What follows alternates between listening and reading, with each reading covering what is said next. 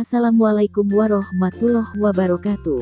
Halo sahabat pemirsa, kembali lagi di channel Lingkup Info. Bagaimana kabar sobat pemirsa semuanya? Pastinya baik-baik saja kan? Sebelum lanjut ke videonya, jangan lupa terlebih dahulu tekan tombol like, comment, and subscribe. Pembahasan topik kali ini terkait bantuan sosial tunai Rp300.000 resmi dihapus terhitung September tahun 2021.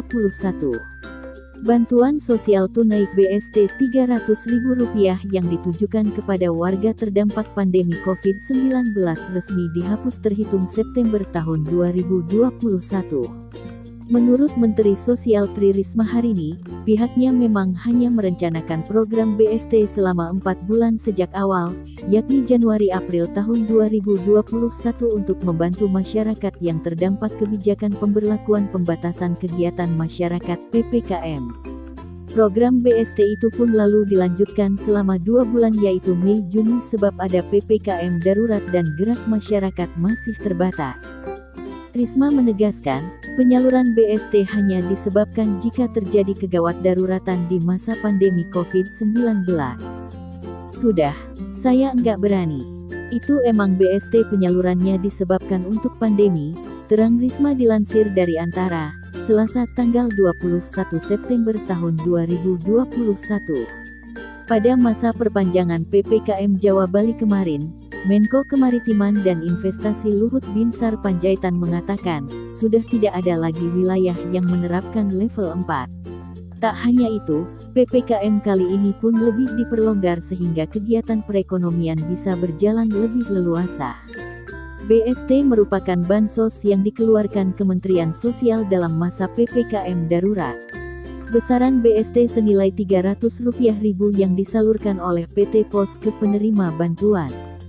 Total, sebanyak 10 juta keluarga penerima manfaat KPM mendapat BST COVID-19. Kemensos juga memberikan bansos PPKM berupa beras untuk warga terdampak COVID-19 di Jawa Bali pada periode Juni-Agustus lalu. Kini, bansos Kemensos kembali pada 2 program reguler yaitu Bantuan Pangan Non-Tunai (BPNT) dan Program Keluarga Harapan (PKH).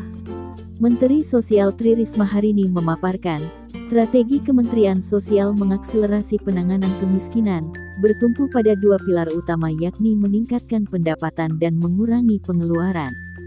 Risma menyatakan, peningkatan pendapatan dilakukan dengan menghidupkan mesin kedua perekonomian, dan pelakunya bisa ibu atau bapak di dalam rumah tangga. Untuk menghidupkan mesin kedua, bisa dilakukan dengan memberikan kesempatan kerja atau meningkatkan kemampuan kewirausahaan. Dengan demikian, dalam keluarga tersebut pasangan suami istri sama-sama memiliki kegiatan produktif, kata Risma dalam rapat kerja dengan Komite 3 DPD RI di Jakarta, Selasa. Dalam paparannya, Risma menyampaikan, pemerintah fokus pada program untuk menekan pengeluaran keluarga miskin dan rentan seperti pengeluaran sehari-hari yang menyangkut kebutuhan sandang, pangan dan papan. Di sini pemerintah mengurangi beban ekonomi melalui keberpihakan penerapan kebijakan subsidi secara proporsional dan dengan bantuan sosial yang mencakup kebutuhan pokok, sembako, dan kesehatan serta pendidikan, kata Risma.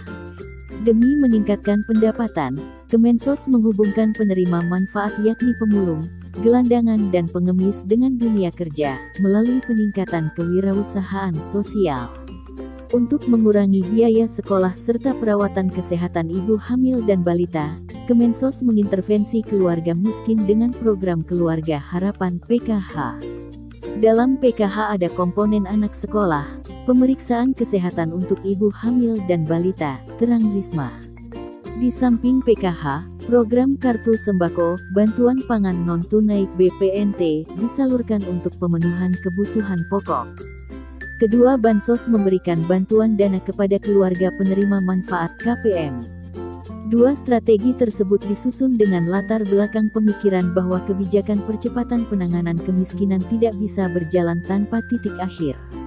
Agar targetnya tercapai, kata Risma, Kemensos perlu menyiapkan daya ungkit program La Ferrage. Kalau dia sehat dan mampu secara fisik, maka bisa diberikan akses kepada dunia kerja maupun dengan meningkatkan kemampuan vokasional, jelas mantan wali kota Surabaya itu. Risma menyebut telah mendirikan Sentra Kreasi Atensi, SKA, yang sudah berdiri di 8 balai milik Kemensos. Itu merupakan tempat bagi para pemerlu pelayanan kesejahteraan sosial PPKS yang telah mendapatkan pelatihan. Di tempat itu, mereka akan diberi kesempatan memasarkan produk hasil kreasinya untuk mendirikan dan mengelola usaha seperti kafe, laundry, tata rias, salon, warung, usaha kuliner dan galeri jahit. Terkait perbaikan data, Risma menyampaikan terobosan dalam meningkatkan akurasi data. Salah satunya dengan menambahkan fitur, usul, dan sanggah pada aplikasi cek bansos. Menurutnya, aktivasi dua fitur tersebut adalah solusi dari permasalahan data selama ini, yakni adanya orang yang berhak mendapatkan bantuan tapi tidak dapat exclusion error, dan ada yang tidak berhak tapi mendapatkan bantuan inclusion error. Ini juga merupakan upaya untuk terus mendorong ketepatan penyaluran bantuan sosial, katanya.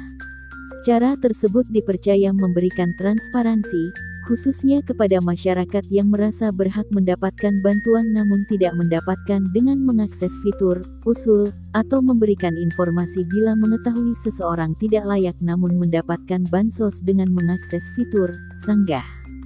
Pada tahun mendatang, Kementerian Sosial akan melakukan uji coba penyaluran bantuan sosial, bansos, secara biometrik. Insya Allah tahun depan itu, uji coba di 7 provinsi, ada beberapa kabupaten kota, ujar Risma kepada awak media di Jakarta, Selasa. Risma menjelaskan, dalam uji coba tersebut, penyaluran bansos tidak lagi menggunakan kartu. Jika kartunya rusak, penerima manfaat boleh hanya dengan membawa identitas diri ke e-warung. Nanti penjualnya mendownload aplikasi kami, kemudian transaksi, jadi tidak bisa keluar minuman keras, rokok, jelas dia. Selain itu, kebijakan pemberian bansos juga akan dibedakan berdasarkan letak geografis penerima manfaat. Untuk lokasi yang terjauh, bank akan datang ke tempat nasabah. Terobosan lain, Risma mengatakan tidak akan memaksakan bansos tersebut untuk membeli beras. Itu terkait dengan ketimpangan harga di tiap daerah, terutama di Papua harga bahan pokok menjadi lebih tinggi. Memang tidak semua, kenapa harus beras? Lah, kalau saya makan sagu memangnya harus dipaksa beras. Nah, itu nanti ke depan akan seperti itu, pungkasnya. Apapun keputusannya kita hanya bisa pasrah dan menerimanya. Terima kasih sudah menyimak videonya sampai habis, dan jika Anda berkenan jangan lupa like, comment, and subscribe. Sampai jumpa di video selanjutnya.